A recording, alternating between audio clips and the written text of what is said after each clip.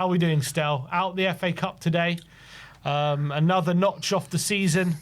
But, you know, some are saying better second half. Gave it a good go. Got a goal back. Nearly got back in the game. Some people even suggesting the second half improvement has saved Frank his job after, you know, we were looking down and out in that first half. What was your take on it? First of all, Barry and Sim, good afternoon, good evening. I don't even know what time it is over there. It's evening, yeah. Everyone in the chat, good afternoon as well. Good evening.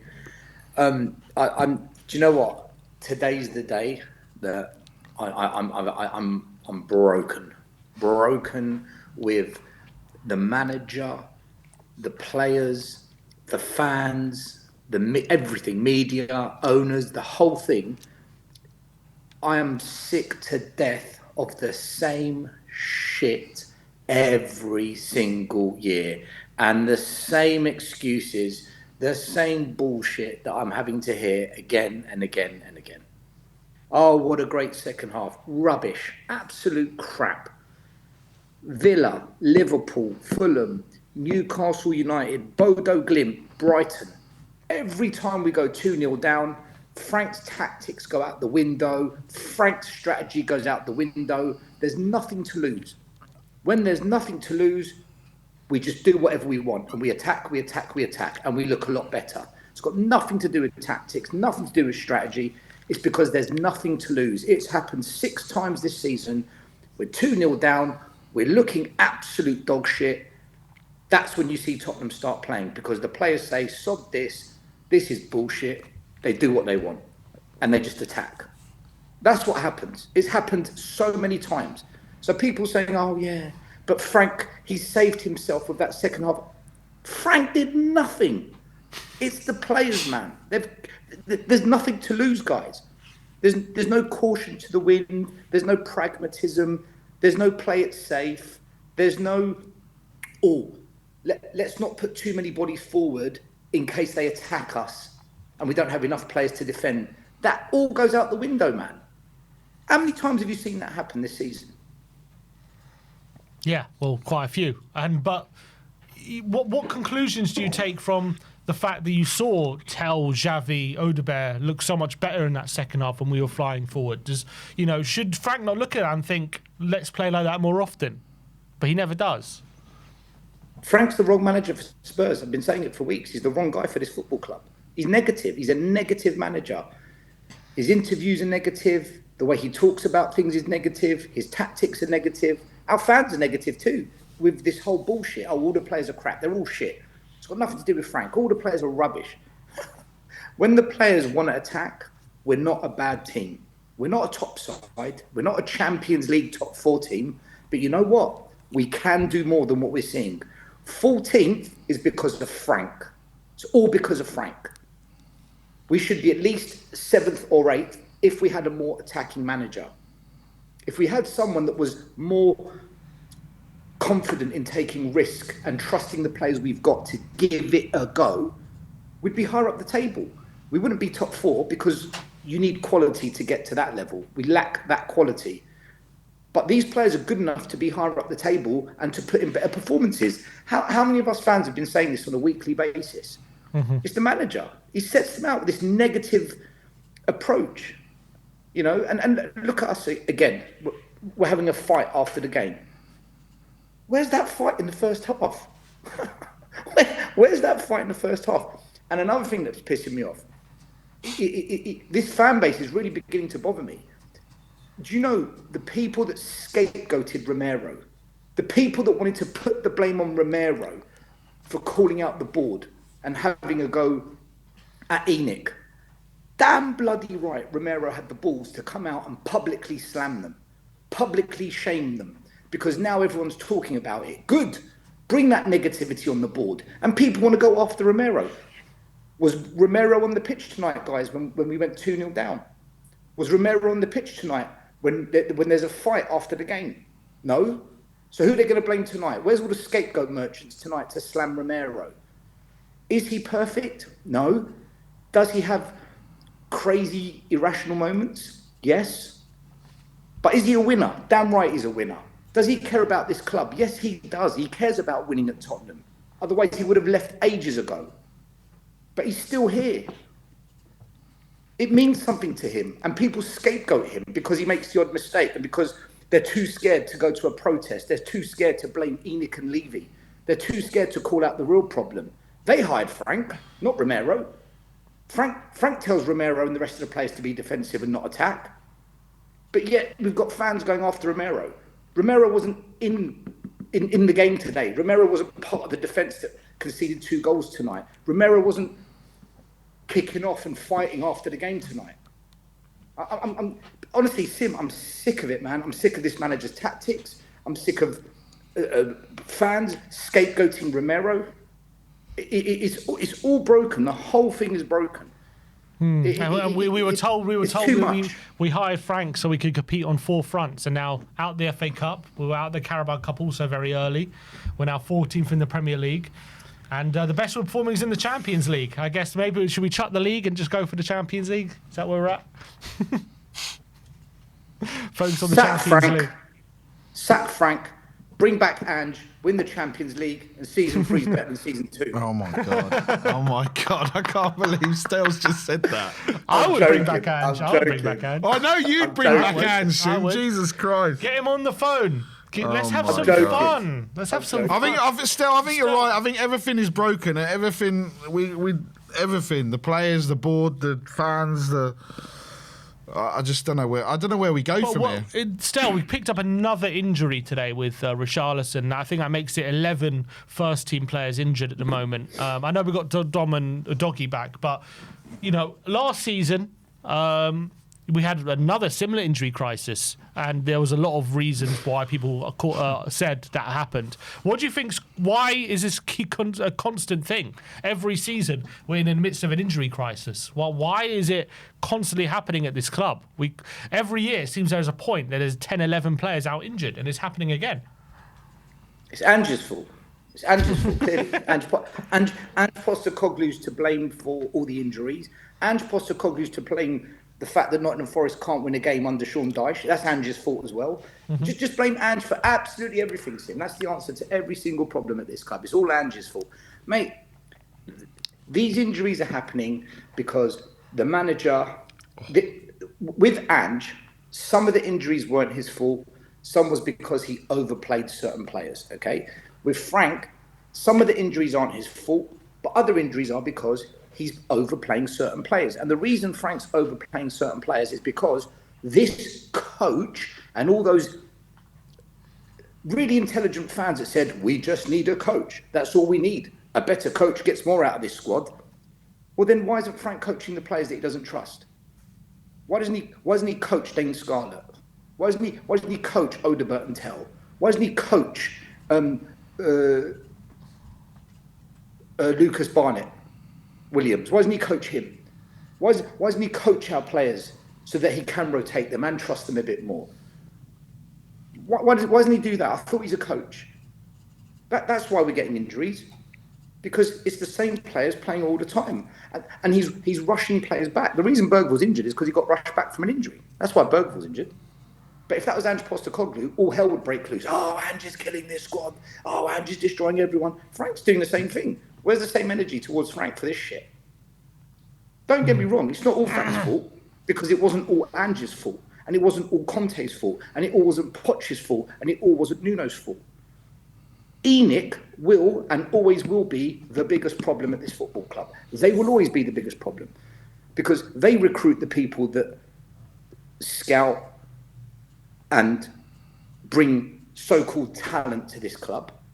The players you see on the pitch every single season is down to the recruitment team that the manager signs off on, because every manager at this club is a yes man. They're too scared to call out the board. Whereas when Romero does it, we've got fans that want to go after Romero when it's the manager that should be calling out the board. That's why Conte was the best manager this club ever had, because he sat there and for 10 minutes, he dropped the mother of truth bombs. He told every fan what's going on at this club.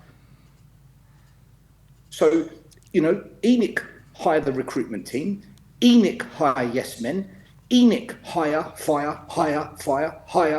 managers. They're the ones that own this club. What you're seeing on the pitch is a reflection of our board. People that don't give a shit, who don't care. And I'm going to go in now because I've got such a rant in me. I really do. My blood's boiling tonight. I am sick to death of hearing people, especially YouTubers, call out the board and don't go to protests. I'm sick of hearing podcasters and YouTubers sit there saying, I'm really frustrated. I'm really sick to death of this club. Why aren't they signing players for Frank? Why aren't they signing players for the previous manager? And then they go on Sky Sports and they go on Talk Sport and they go on this podcast and this show. How's about you come to the protest? 62,000 fans go to the home game. 2,000 go to the protest. What are the other 58,000 plus fans doing? What are they doing? So when people say to me, oh, you can't blame the fans. Oh, yes, you can. Oh, yes, you can. But too many people are scared to say that because if you say, I do blame some of the fans, because if you say that, all people might not like you. They might unsubscribe from your channel. They might not want to be your friend. Bullshit. It's the truth. I was right about ENIC 5-6 years ago, and I'm right about what I said 3 years ago when I said the fans are part of the problem because they allow ENIC to get away with this. They allow ENIC to do this to us. If you really cared, you'd go to the protest. I'm not talking about the overseas fans because obviously they're not going to pay £700 But still, there were fairly large protests last season, and now Levy's gone. Sim, 2,000 fans. That's not even 3% of the stadium. It's not even 3% of the stadium. Yeah, but the consequence. Well, I wouldn't say the consequence of the protest, but Levy has left, right? So some fans want to see what ENIC 2.0 in quote unquote are capable of. ENIC got rid of Levy to get the fans off their back. Levy owns part of ENIC. ENIC are the majority holders, not Levy. If you look at the scarves at the protest, it says ENIC out, Levy out. It was all of it out. It wasn't just Levy. Levy's part of the problem, not the full problem. ENIC have always been the problem. Look, you've got Charrington, an investment banker that's supposed to come here and fix the finances. The finances were fine. He hasn't got a stadium naming rights deal, and all he's doing is investigating Levy. They're trying to find dirt on Daniel Levy rather than actually, using the funds that we've got to go and buy top players for the football team. We're in the fucking mud and we're signing 19-year-olds. And you've got fans who never learn, who are now saying stupid things like, oh, get off the kid's back, give him a chance. I'm sick of hearing this. These are the same fans and the same people that said, oh, when we signed Udogie, in 3 years' time, he's going to be one of the best left-backs in the world. Well, 3 years have gone. Talk to me about Udogie. The same fans who said, Mateus Tell, Archie Gray, they're going to be generational talent. Really? Really? The same fans, when we signed Vicario, said, oh, Buffon said he's going to be one of the best. In 3 years' time, Vicario is going to be a top goalie. It's 3 years. 3 years have passed. They jump on this bullshit every single time. We are in desperate need of players. We are in such urgent need of some players to come and join this club that are decent, experienced, not fucking more kids. Sorry for swearing. And what do? We sign a 19-year-old from Brazil, and I'm supposed to be okay with that. I'm supposed to not call it out. No, I'm sick of it. Barry, Sim, I'm sick of this. We don't need a freaking 19-year-old football player. No, we don't. That's what the academy's for, right? We waste all our money on kids. Odebert, Tell, Gray, this Brazilian kid. We've spent over 130, 50 million on kids. What's the point of the academy? Spend the money on experienced players and fucking develop the academy players like Mikey Moore, Donnelly, Dane Scarlett, Vuskovic, Mikey Moore, Williams Barnett. Develop them for the first team. You look at Aston Villa, the squad they've built. It wasn't all big money signings, was it? Tielemans and Kamara both signed on a free. Rodgers was signed from the Championship. Watkins, I think, was signed from the Championship as well. Like they were very smart with their recruitment. Are you saying we should follow their lead and not having to spend big money? It's not about the money spent. You're saying it's about the experience. Aston Villa is smart because they got rid of Lange and sent him to us. Yeah. That's why Aston Villa is smart. Since he's left, they're challenging for league titles. But my point being, it wasn't due to spending hundreds and hundreds of millions on players, was it? Sim, my point is this. if you've got money, spend it on some quality players. Whether they're players that we've not heard of, like Van der Ven, Christian Eriksen, these kinds of players who we never heard of, who turned out to be really good signings, spend the money on that. Don't waste it on a bunch of 18 and 19-year-old kids that aren't ready, and that's going to use up our transfer budget. The transfer budget should go on experienced players that our scouts can identify, not on a bunch of kids that aren't ready for this shit. The kids should come from the academy. The kids should come from the academy. None of the academy kids are breaking through into the first team, yet the first team full of kids loses every week. Make sense of it. Make sense of a losing football team where we've spent money on kids to be in that losing football team and the academy kids get mugged off. That's one part of the failed transfer process. The other part is our talent ID is it's so restricted. It's so restricted in what we can do because we're not prepared to do the things that other clubs are prepared to do, like a larger wage bill. Spending the money on proven talent.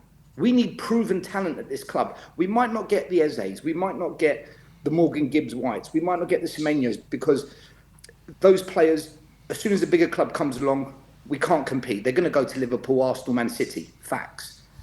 But we can go and get Lookman. No one's looking at Lookman. Go and get him. No, we go and sign a 19-year-old from Brazil that everyone's going to make a YouTube about telling me, oh, he's generational. He's the second coming of Roberto Carlos. In 3 years' time, he's going to be the best in the world. I can't listen to this no more. I can't listen to this anymore. I'm watching my team lose every week. You know, Barry, the manager is the wrong manager for Tottenham. The recruitment team clearly have got instructions to follow a policy that doesn't work. Yeah. The fans... I've got no idea what this fan base is about anymore. I'm completely heads gone. Well, today, still they were chanting "sacked in the morning," and Thomas Frank is an Arsenal fan. Apparently, the home crowd. Yeah, because they're a bunch of dumbasses. They're a bunch of dumbasses. I'll call them out. I'm not scared to say it. They should be calling out the board. Who gave Frank the job? Who went and scouted Thomas Frank? We had. Oh my God, I'm losing my mind. We had Ange Postecoglou. Whether you love him or hate him, people, it doesn't matter what you think of him. He gave you what you wanted that you have been crying out for 20 years, a trophy. You can call it a fluke. You can call it luck. You can say any manager could have won it. He won it. He mugged off the Premier League to deliberately bring that trophy to this club because he knew we needed it. And the 250,000 fans that turned up on the high street, that's your answer. That's what it meant. And he saw that. He knew that. What we should have done is just given him a chance because those players were unified. For the first time, there was a unity between players, manager, and a large section of the fan base. What did this board do? They grabbed the grenade, pulled out the pin, threw it in, and blew it all up. Now look at the state of this club. Look at the fucking state of this club. If you're going to sack Ange, you bring in a proven winner, someone that knows how to win trophies, someone that knows how to play 2 games a week, someone that knows how to be in Europe and the Premier League. No, you bring in a manager who's lost all his life, you bring in a manager with no European experience, and you bring in a manager that doesn't know how to play 2 games a week. When he played 2 games a week at Brentford, his win rate dropped down to 25%. It doesn't make sense. And on top of that, you keep Lange at the club, who is one of the worst football directors we've ever had. Everyone had to go at Hitchin. Is this guy any better than Hitchin? It's maybe worse, some would say. Is he worse? Who knows? This is what I'm saying. What do you think the breaking point will for the board? I'm angry, guys. I'm angry, guys, because I'm angry because the season's over now for me. It's done. There's nothing left. We're not winning the league. We're not getting top 4. We're not winning the Champions League. We're out the Carabao. We're out the FA Cup. What have I got to look forward to? What? An end of season push to try and get into Europe, mate. What do you think will be the breaking point for the board? Do you think they'll sack him off the back of tonight, or do you think you're going to give him every opportunity again? Still, it doesn't matter if they sack him because the same idiots who hired him are the same idiots in charge of hiring the next manager. They don't know what they're doing, Sim. They haven't got a clue what they're doing. It's the decision makers at the top that are causing all these problems, and it trickles down into the recruitment team, the academy, the manager, the coaching, the player recruitment. The whole thing stems from ENIC, which is why I've got an issue with the fans. I'm going to bring it back to the fans. Everyone moans about the way this club's run. Everyone moans about the board. Everyone moans about ENIC. Everyone moans about Levy and ENIC 2.0. Stop moaning and demonstrate. Stage a walkout. Let's have 20,000 people on the high street and bring this club to a standstill. Let's show that enough is enough. But no, you'll get 2,000 turn up. The other 58,000 are in there eating their Asian fusion noodle and naan, their exotic pizza. It's bullshit. The whole thing's bullshit, man. Every year we go through the same cycle because we as a fan base accept it. We accept this. Only 2,000 fans on the high street don't accept it. The overseas fans, I don't blame them because they can't just fly over and spend hundreds of pounds to go to a protest. The fans who live outside of London, like Hartlepool, Hull, Scotland, and I don't expect them to give up a whole day spending money to come to a protest.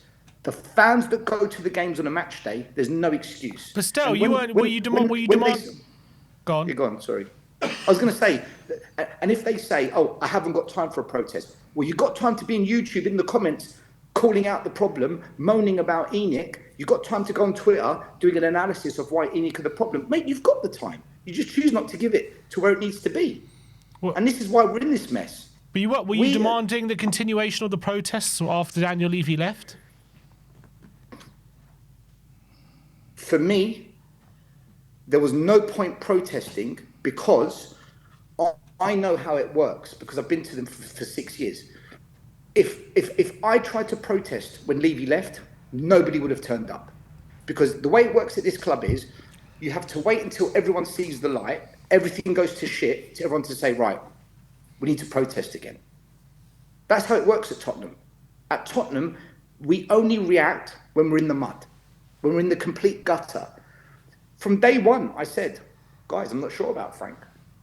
I got called a flip-flop for saying keep Ange. And the reason I said keep Ange is because we finally had unity. Listen, Ange might have been just as bad, guys. I'm not here to say that Ange is the solution, but you don't break something when you've got that bond, that unity. There was a togetherness there. Let it play out and see what happens. But no, we've thrown a grenade in it, and it's all gone to shit now. And still, you're right, because looking at the website, the headline is Villa Edge Cup Clash. Well, they didn't edge it. There's no way that was an edging. And the match report was a spirited second half fight back just wasn't enough. Like the rhetoric and the language that's coming out from this football club is ridiculous. What's wrong with that?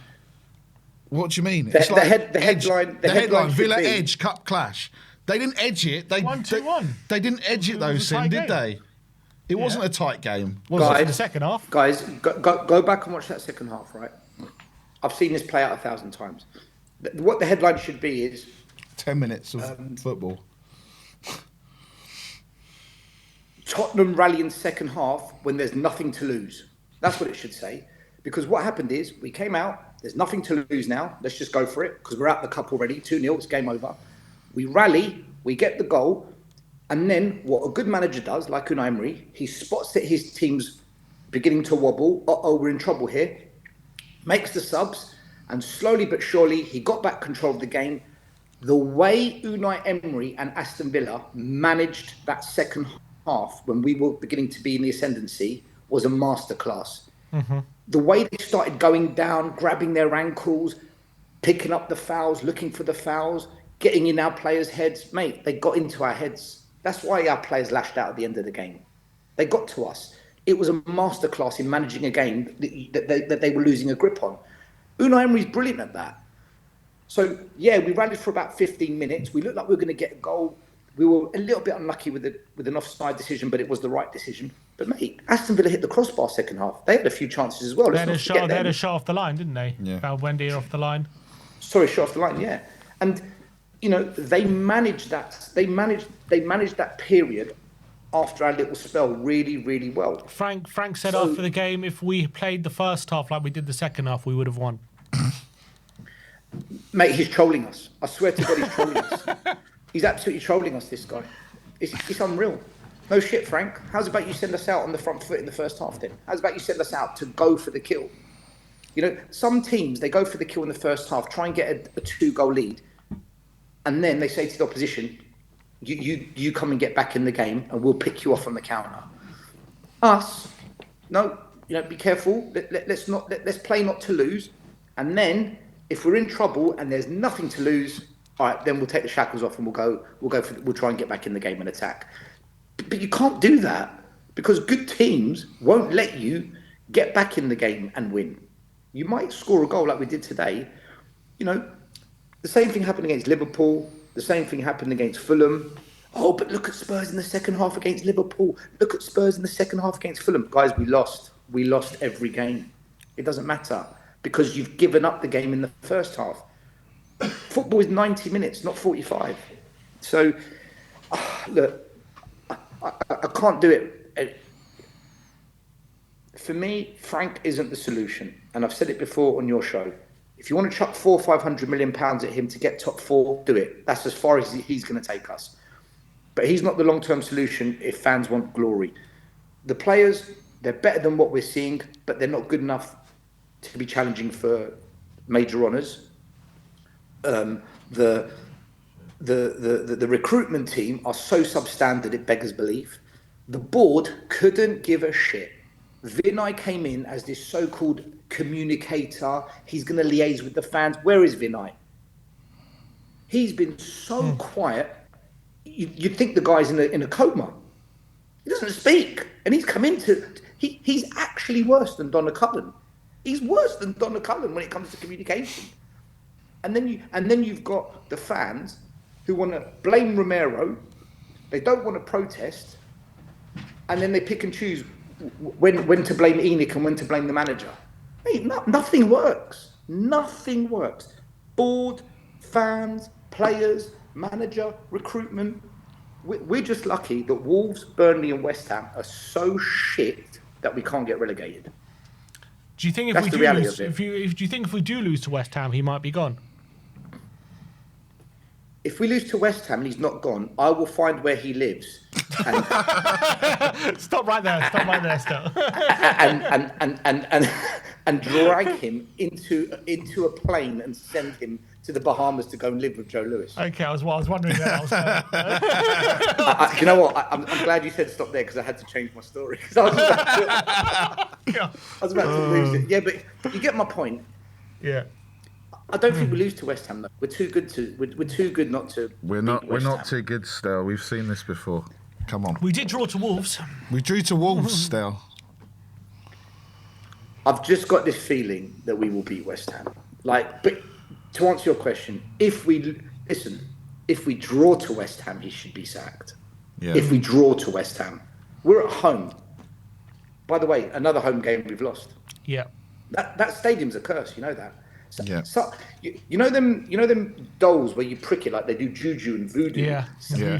One of the builders must have been a gooner and did like major juju whilst they were building it and said, "Ha, we got them." You know, we try and explain it. We just can't get any results at our home ground.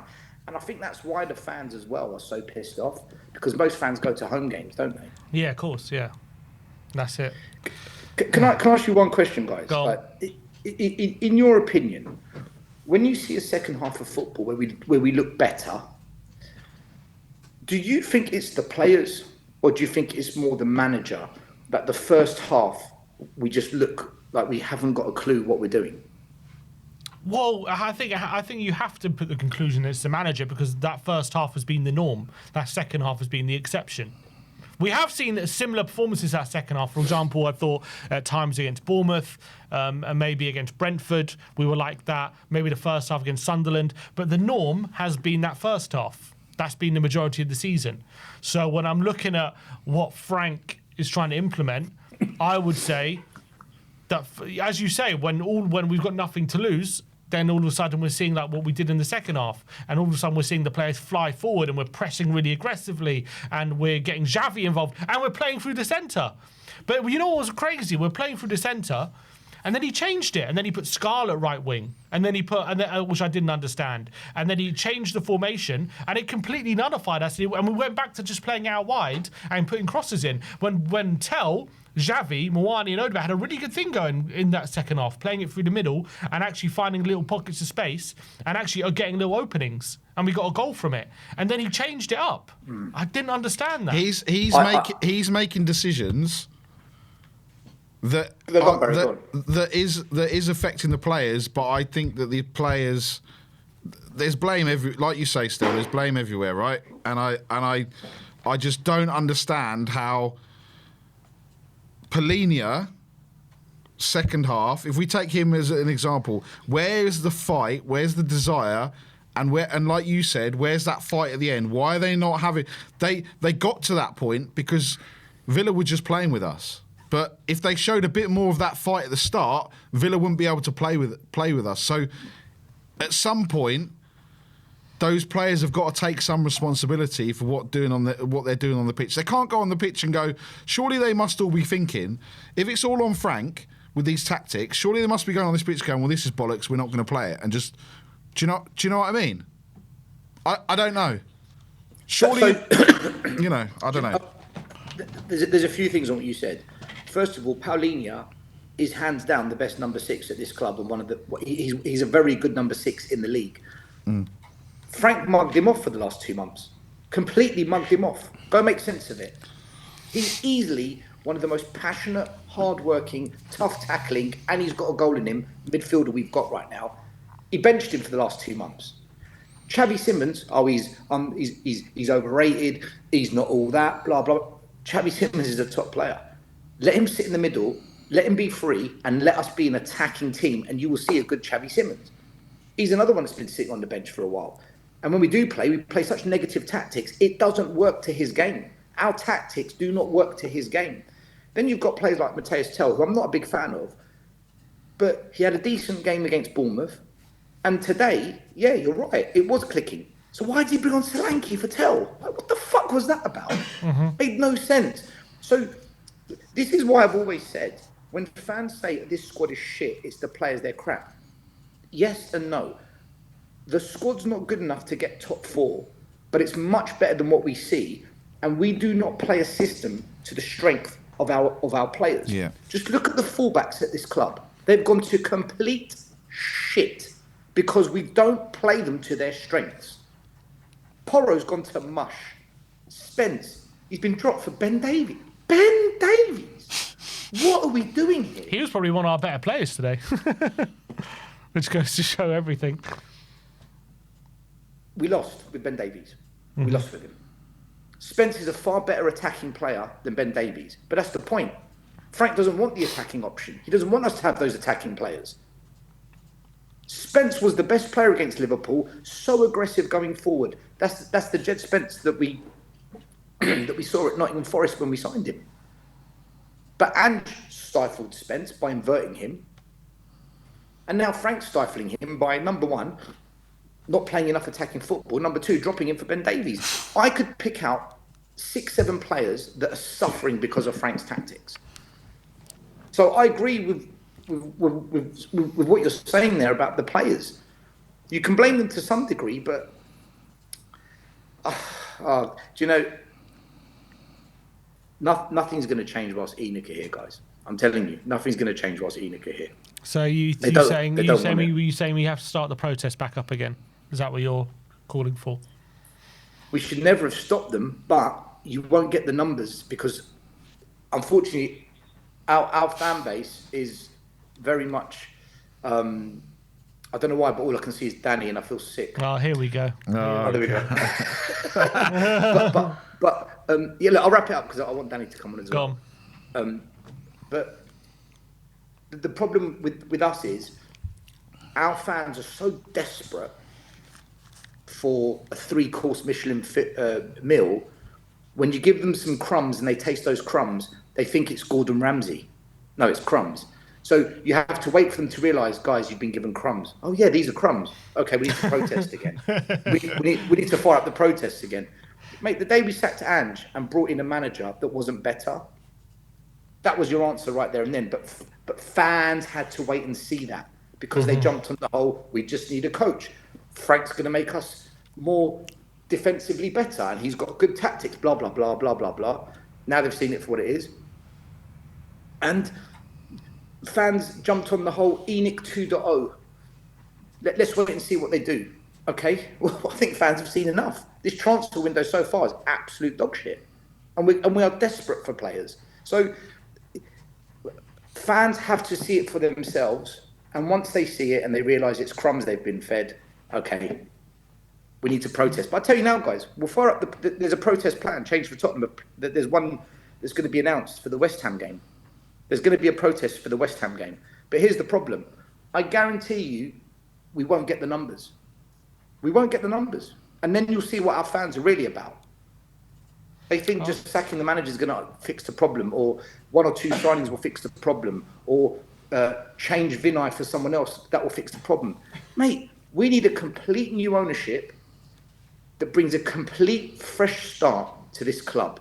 A fresh identity, a fresh way of thinking, a fresh approach to running Tottenham Hotspur, a complete restructure of the recruitment team, a younger, more modern, forward-thinking, dynamic board of directors, a new manager, a new coaching team, and then we can begin a rebuild. People always talk about Arsenal. You know, look how long Arteta got. Look how much time Arteta was given. What they don't talk about is 2 years before Arteta became manager, that's when the Cronkies took 100% control of Arsenal. There wasn't a new ownership at Arsenal fully until 2 years before Arteta came. Then Josh Kroenke stepped in as CEO. He changed the recruitment team. New board of directors came in. They got rid of Vinay. They even changed the head scout twice. That was a complete reset.